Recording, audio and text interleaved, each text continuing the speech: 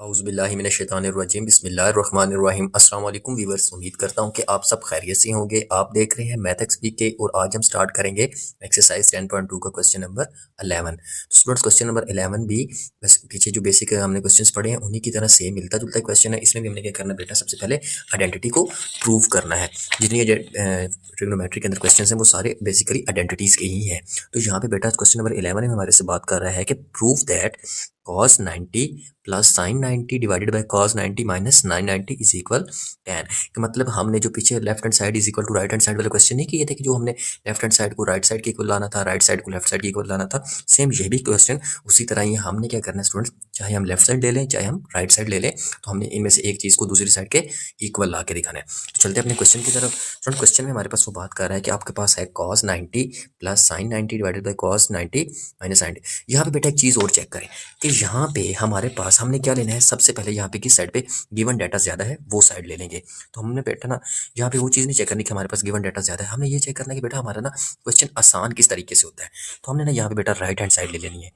ठीक है, right hand side. आपने भी सोचना होगा कि सर ने कहा था कि यार जिस साइड पे डाटा ज़्यादा हो गया वो साइड ले लें, लेकिन यहाँ पे आज सर ने क्या किया, खुद ही कम वैल्यू ले ली। जिस साइड पे वैल्यू कम है वो साइड ले ली। तो बेटा यहाँ पे हमने चेक करना है कि हमारा जो क्वेश्चन सॉल्व जिस मेथड से आसानी से हो जाएगा हमने वो साइड लेनी है। ठीक है, तो बेटा हमारे पास क्या है, tan 64 डिग्री।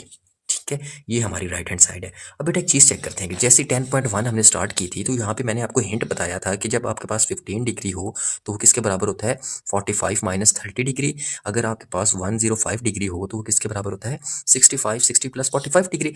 अब यहाँ पे बेटा हमने यही हिंट दोबारा यहाँ पे अप्लाई करना है, यही हिंट यहाँ पे अप्लाई करना है। यहाँ पे बेटा हम क्या लिखेंगे, हम tan को 45 डिग्री प्लस 90 डिग्री लिख लेंगे ना, ऐसे लिख लेंगे क्योंकि यहाँ पे चेक कर लें 45 प्लस 90 इज इक्वल टू 64। ठीक है, आपने क्या करना है, 64 को 45 प्लस दो एंगल में डिवाइड कर लेना है। ठीक है, अब यहाँ पे बेटा आपने क्या चीज़ चेक करनी है कि ये वाला जो आपके पास 45 है ये आपके पास अल्फा है और जो ये 90 है ये आपके पास बीटा है। ठीक है, अब यहाँ पे बेटा यहाँ पे फार्मूला लगेगा tan अल्फा प्लस बीटा का। अभी यहाँ पे आपको पता चल जाएगा यहाँ पे कौन सा फार्मूला लग रहा है। यहाँ पे लग रहा है, यहाँ पे इक्वल नहीं डालना, इक्वल बेटा एक साइड पे डालते हैं, अगर सेंटर में इक्वल आ जाए। तो यहाँ पे मैं फार्मूला लिखने लगा हूँ। tan अल्फा प्लस बीटा का फार्मूला क्या है, tan alpha plus tan beta divided by 1 minus tan alpha tan beta. ठीक है बेटा, अब इसी फार्मूले के अकॉर्डिंग हमने ये वैल्यू पुट करनी है। ठीक है, तो यहाँ पे हमने क्या करना है, tan अल्फा हमारे पास क्या है बेटा, tan अल्फा हमारे पास है, tan अल्फा हमारे पास है 45 डिग्री प्लस tan बीटा हमारे पास क्या है 90 डिग्री। ठीक है, उसके बाद बेटा हमारे पास tan फार्मूले का नीचे 1 का 1 माइनस tan अल्फा हमारे पास क्या है 45 डिग्री और tan बीटा हमारे पास क्या है 90 डिग्री। ठीक हो गया बेटा। अब यहाँ पे स्टेप, अगले स्टेप में क्या करेंगे, tan अल्फा की वैल्यू क्या है, tan 45 पे हमारी वैल्यू क्या होती है, ट्रिग्नोमेट्री टेबल के अंदर मैंने जो पढ़ाया था कि tan 45 की वैल्यू हमारे पास होती है 1 प्लस tan 90 डिग्री हो जाएगा। ठीक है बेटा, और यहाँ पे नीचे 1 का 1 माइनस tan 45 की वैल्यू क्या है 1 और नीचे tan 90 डिग्री। ठीक हो गया बेटा। अब अगले स्टेप में क्या करेंगे, हमारे पास वैल्यू आएगी 1 प्लस tan 90 डिग्री और 1 माइनस tan 90 डिग्री। यहाँ तक क्वेश्चन की समझ आ गई।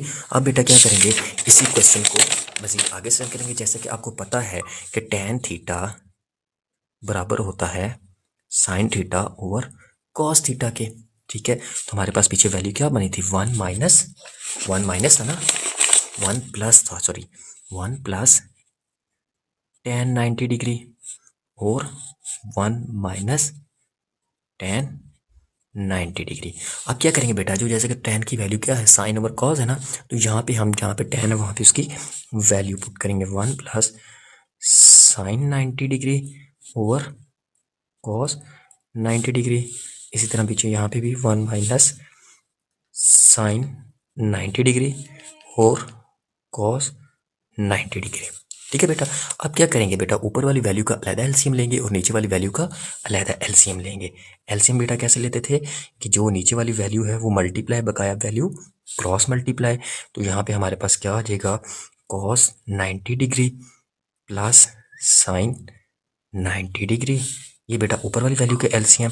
अब इसी तरह बेटा हम नीचे वाली वैल्यू का जब एलसीएम लेंगे तो हमारे पास क्या वैल्यू बचेगी, नीचे भी हमारे पास क्या है, कॉस 90 डिग्री। तो यहाँ पे हमारे पास क्या आ जाएगा, cos 90 degree minus sine 90 degree. ठीक है। अब बेटा क्या होगा, यहाँ पे कॉस 90 डिग्री भी कट आउट हो जाएगा, ये भी कॉस डिग्री माइनस में कट, ये भी आपस में कट हो जाएगा।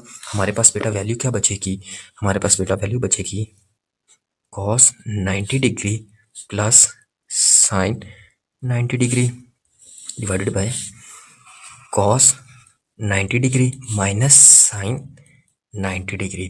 तो यही बेटा आपकी लेफ्ट हैंड साइड क्या थी, आपकी लेफ्ट हैंड साइड देखें कि वो थी sine cos 90 degree plus 90 degree and cos 90 degree minus 90 degree. तो यहाँ पे बेटा आपका जो आंसर आ गया वो भी सेम आ नहीं गया। तो यहाँ पे आप लिख सकते हैं left hand side is equal to right hand side.